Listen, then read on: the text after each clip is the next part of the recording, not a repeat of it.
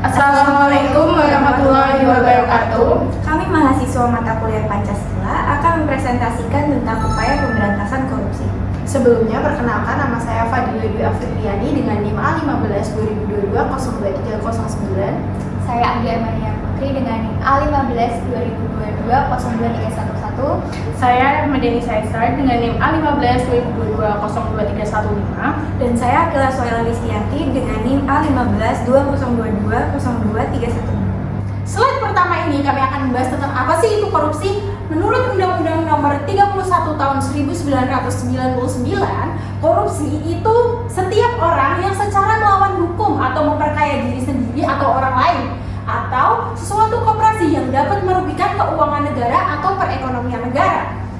Nah, korupsi ini dibedakan menjadi 7 kelompok. Menurut Undang-Undang Nomor 31 Tahun 1999, junto Undang-Undang Nomor 20 Tahun 2001, yaitu merugikan uang negara, suap menyuap, penggelapan dalam jabatan, pemerasan, perbuatan curang, benturan kepentingan, dan pengadaan dan gratifikasi. Slide selanjutnya itu membahas tentang klasifikasi korupsi. Nah, hal ini dibedakan menjadi 4. Yang pertama itu individual corruption, di mana ini dilakukan secara individu. Yang kedua itu petty corruption, di mana korupsi kecil-kecilan yang dilakukan oleh aparat dalam kegiatan sehari-hari. Yang ketiga itu endemic corruption, atau korupsi yang sudah terintegrasi dalam sistem ekonomi, sosial, politik di masyarakat. Kemudian ada grand corruption, di mana korupsi ini dilakukan para pejabat untuk mengambil keputusan untuk menguntungkan diri sendiri atau orang lain. Selanjutnya adalah area potensi korupsi. Yang pertama, ada pengelolaan anggaran, di mana ini mencakup konspirasi dengan pihak tertentu untuk mengalokasikan kegiatan fiktif, lalu markup satuan biaya kegiatan atau volume, kemudian markdown pendapatan daerah, memalsukan bukti pengeluaran, membuat SP palsu, memalsukan tanda tangan, dan membuat laporan keuangan fiktif. Lalu yang kedua ada pengadaan barang atau jasa, di mana hal ini mencakup menekan panitia agar memenangkan tekanan tertentu. Lalu volume barang atau jasa tidak sesuai SPK, spesifikasi barang atau jasa tidak sesuai SPK, SPK atau kontrak dimenangkan oleh rekanan tapi dikerjakan oleh internal sendiri atau oknum, dan lain-lain. Lalu yang ketiga ada pengelolaan barang daerah, di mana ini mencakup pencatatan aset tidak wajar, pemeliharaan atas barang fiktif, lalu penyerabutan atau pengakuan atau penghilangan aset oleh oknum pejabat atau PNS secara disengaja dan menggunakan aset untuk kepentingan pribadi. Lalu yang keempat adalah pelayanan publik, di mana hal ini mencakup masih ada praktik pungli, masih ada gratifikasi, pelayanan tidak prima PTSP, dan perizinannya tidak transparan. Lalu selanjutnya untuk fakta korupsi di Indonesia, di sini dari tahun 2004 sampai 2015 datanya. Tapi untuk data yang paling baru itu hingga tahun 2022 sebanyak 86% pelaku tindak pidana korupsi di Indonesia yang ditangani oleh KPK adalah lulusan perguruan tinggi, yang mana mereka adalah orang-orang yang memiliki pendidikan bagus. Sedangkan jenis perkara korupsi mulai tahun 2004 sampai 2023 paling banyak adalah gratifikasi atau penyuapan sebanyak 989 kasus, dan paling sedikit adalah menyertai proses KPK sebanyak 13 kasus. Yang lainnya adalah pengadaan barang atau jasa KKN sebanyak 339 kasus, perizinan sebanyak 28 kasus, pungutan atau pemerasan sebanyak 28 kasus, penyalahgunaan anggaran sebanyak 57 kasus, dan TPPU sebanyak 58 kasus. Di slide kali ini ada penyebab korupsi menurut Goal Theory oleh Jack Bologna.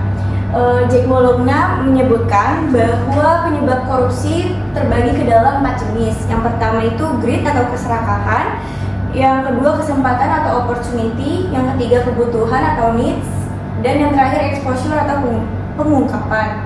Yang pertama itu ada greed atau keserakahan. Greed ini berkaitan dengan adanya perilaku serakah yang secara potensial ada pada dalam diri setiap orang. Yang kedua adalah opportunity. Opportunity ini berkaitan dengan keadaan organisasi atau instansi yang sedemikian rupa sehingga terbuka kesempatan bagi setiap orang untuk melakukan kecurangan. Yang ketiga needs atau kebutuhan. Needs ini berkaitan dengan faktor-faktor yang dibutuhkan oleh setiap individu untuk menunjang kehidupnya yang lebih wajar. Dan yang terakhir ada exposure atau pengungkapan. Exposure ini berkaitan dengan kemungkinan yang dapat diungkap suatu kecurangan dan sifat serta beratnya hukuman terhadap pelaku kecurangan atau pelaku korupsi. Semakin besar kemungkinan suatu korupsi dapat diungkap, semakin kecil dorongan seseorang untuk melakukan korupsi tersebut. Lalu, semakin berat hukuman kepada pelaku korupsi akan semakin kurang dan dorongan seseorang untuk melakukan korupsi. Lalu yang kedua ada teori Fraud Triangle oleh Donald R. Tracy, yaitu penyebab korupsinya dia membagi menjadi 3 kelompok. Yang pertama tekanan atau pressure, yang kedua peluang, dan yang ketiga rasionalisasi. Yang pertama adanya pressure ini sesuatu yang memberikan trigger awal seseorang untuk melakukan korupsi. Bisa juga disebut sebagai motif awal yang berupa tekanan atau intensitif. Kata perceive itu berarti dipersepsikan atau menunjukkan bahwa tekanan atau intensif tersebut tidak harus benar-benar ada. Nah, yang kedua opportunity. Hal kedua ini adalah kesempatan yang dapat terwujud dalam banyak hal. Contohnya yang paling sering muncul adalah lemahnya sistem pengawasan. Kata perceive juga menunjukkan bahwa kesempatan ini juga tidak harus benar-benar real atau nyata. Lemahnya sistem pengawasan itu cukup ada dalam persepsi pelaku, sebesar apapun tekanan atau godaan yang ada dalam diri seseorang. Kalau dia tidak dapat melihat adanya kesempatan, menurut Donald R. Tracy, dia tidak akan melakukan korupsi. Dan yang ketiga adalah rasionalisasi. Menurut Tracy sendiri, dia mengemukakan bahwa para pelaku selalu punya rasionalisasi untuk setidaknya menipiskan rasa bersalahnya. Misalnya, saya melakukan ini karena saya tidak digaji secara layak. Teori yang ketiga itu dijelaskan oleh teori Klitgard. Beliau mengungkapkan persamaan korupsi dirumuskan sebagai berikut, yaitu C sama dengan M tambah D kurang A. C tersebut itu korupsi, M monopoli, D discretion of official, dan A accountability. Dari rumusan tersebut dapat diartikan semakin banyak peluang monopoli yang ada di suatu negara, maka semakin besar kasus korupsi di dalamnya.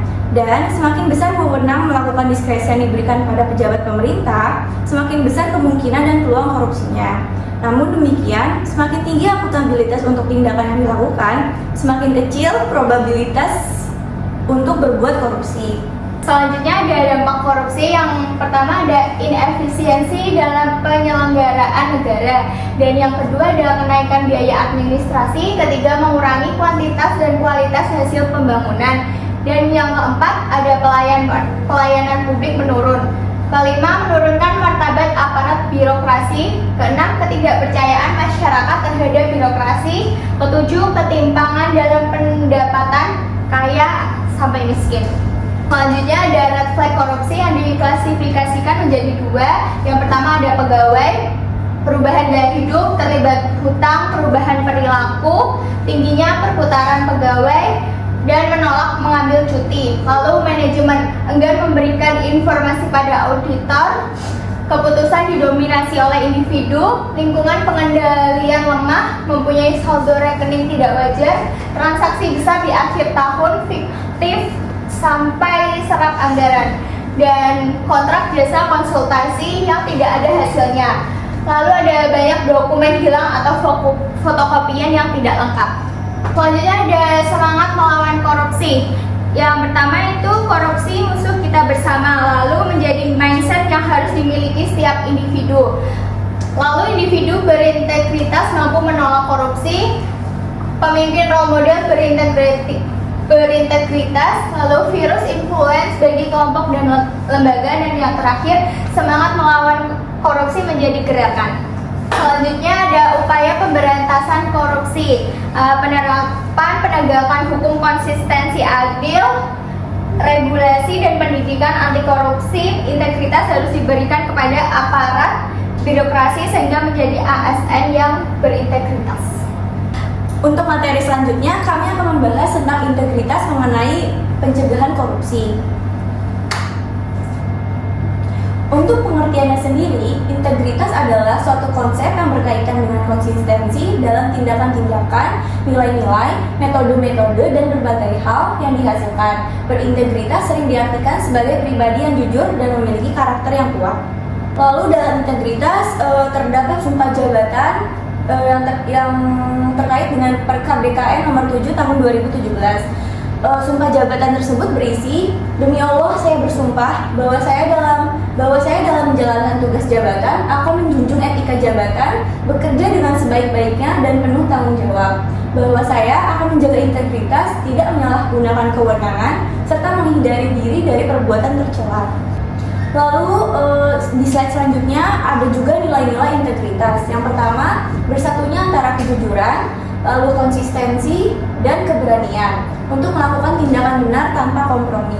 Integriti atau integritas atau pribadi yang berintegritas adalah pribadi yang menjalankan aktivitas dengan benar selaras dengan keyakinan atau belief, diucapkan atau say, dan dijalankan atau act. Konsep integritas eksekutif brain assessment. Yang pertama ada konsistensi, dimensi potensi integritas yang menunjukkan komponen integritas pada konsistensi dalam perbuatan yang terdiri dari aspek pengendalian emosi, emotional mastery, accountability, dan fokus menyeluruh, focus on the whole. Lalu ada kejujuran, dimensi potensi integritas yang menunjukkan aspek komponen integritas pada kesadaran kebenaran dalam sikap kejujuran yang terdiri dari aspek empati, tidak mudah untuk menuduh orang lain bersalah, lack of blame, dan rendah hati, humility. Lalu ada keberanian, komponen integritas pada keberanian menegakkan kebenaran secara terbuka yang terdiri dari aspek keberanian, courage, dan percaya diri, self-confidence. Berani menyampaikan sesuatu yang benar berarti sudah sesuai aturan dan nilai. Selanjutnya ada 9 nilai integritas, yaitu jujur, peduli, disiplin, tanggung jawab, mandiri, kerja keras, adil, berani, dan sederhana. Selanjutnya adalah pembangunan komponen integritas menurut KPK Republik Indonesia. Ada 3 hal yang harus kita capai untuk mencapai sebuah integritas. Yang pertama adalah proses internalisasi integritas, di mana hal ini sebagai upaya menghasilkan integritas pribadi yang tinggi melalui berbagai strategi dan teknik internalisasi. Lalu yang kedua adalah proses pembangunan integritas, di mana hal ini sebagai upaya menciptakan organisasi berintegritas yang digerakkan oleh kumpulan individu yang berintegritas tinggi. Lalu yang terakhir atau yang ketiga adalah proses penyelarasan atau sinergi pilar, di mana hal ini sebagai upaya untuk terjadinya sinergi dari berbagai KLOP pada setiap sasaran sehingga terbentuk integritas pilar. Jadi teman-teman, integritas itu sangat penting bagi generasi muda. Hal ini untuk mewujudkan moral bangsa dan menciptakan pemimpin anti korupsi. Kemudian salah satu upaya ke depan untuk pencegahan korupsi ini dengan cara menanamkan nilai-nilai integritas pada generasi muda. Sejak dini, integritas harus sudah dikenalkan baik dari keluarga, masyarakat, dan lingkungan, sekolah atau kerja. Selanjutnya ada 4 tips untuk menjaga integritas. Yang pertama, no bribery atau menolak suap. Yang kedua, no kickback atau menolak untuk menerima fee dari rekan. Yang ketiga, no give atau menolak menerima gratifikasi, hadiah tidak patut atau tidak wajar. Dan yang keempat itu no luxurious hospitality atau menolak fasilitas dinas yang terlalu mewah. Lalu ada komponen sistem integritas. Semakin banyak organisasi, maka semakin banyak komponen integritas yang diperlukan untuk mengontrol utilisasi kapasitas secara berintegritas, proporsional, efektif, dan efisien.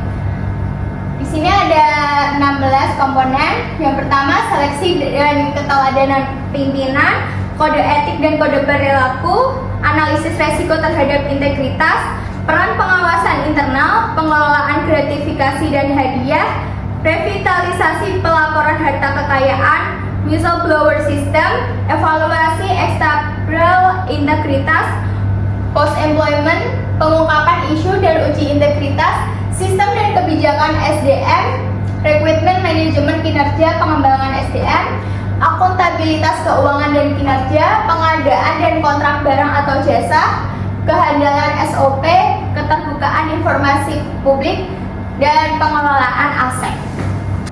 Sekian presentasi kelompok kami, kurang lebihnya mohon maaf. Wassalamualaikum warahmatullahi wabarakatuh.